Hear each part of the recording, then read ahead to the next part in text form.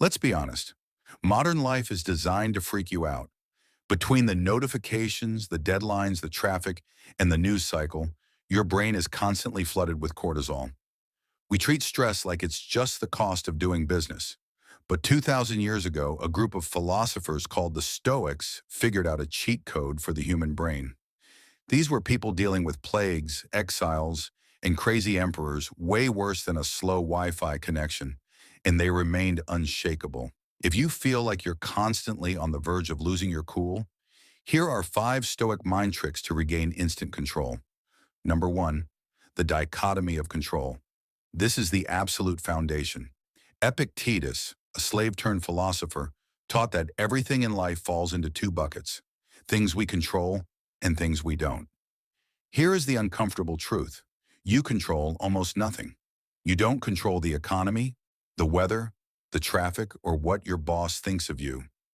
You definitely don't control other people's opinions. When you are anxious, I guarantee it's because you have mentally crossed the line into bucket number 2, the things you can't control. You are screaming at the rain for being wet. The Stoic solution is ruthless. The moment you feel your chest tighten, ask yourself, is this up to me? If the answer is no, you have to treat it like the weather. You might not like the rain, but you don't get angry at the sky. You just grab an umbrella. Focus entirely on your reaction. That is the only thing in the you bucket. Number 2, the view from above. Marcus Aurelius was the most powerful man in the world, the emperor of Rome. To keep his ego in check and his anxiety low, he used a technique we now call the view from above. When you are stressed, your vision tunnels. That rude email from a client feels like a life or death catastrophe. The Stoics practice zooming out. Imagine pulling a Google Earth on your own life. Zoom out from your house to your city, to the country, and finally look at the Earth as a tiny blue dot in the vastness of space. From that height, armies look like ants. Borders disappear, and that crisis you're dealing with right now, it becomes invisible. It's not about nihilism, it's about perspective. You are a tiny part of a massive whole. The world has been spinning long before you got here, and it will keep spinning long after you're gone. Relax, it's not that serious. Number 3, Premeditatio Malorum. This means the premeditation of evils. This sounds depressing, but stick with me. It is actually the ultimate anxiety killer. Anxiety is usually the fear of the unexpected. We worry, what if? What if I get fired? What if I miss the flight? The Stoic doesn't hope for the best. The Stoic mentally rehearses the worst. Before you walk into a high-stakes meeting, visualize it going wrong. Visualize the tech failing. Visualize the client hating the pitch. Why? Because if you've already walked through the worst-case scenario in your head, 2 things happen. 1, you realize the worst-case scenario isn't fatal. You'd survive it. 2, when things actually go wrong, you aren't shocked. You say, I knew this could happen, and you handle it. Seneca said, misfortune weighs most heavily on those who expect nothing but good luck. Don't be blindsided. Be prepared. Number 4, strip away the judgment. We don't get upset by facts. We get upset by our opinions about facts. Let's say someone cuts you off in traffic. The fact, a car moved in front of your car.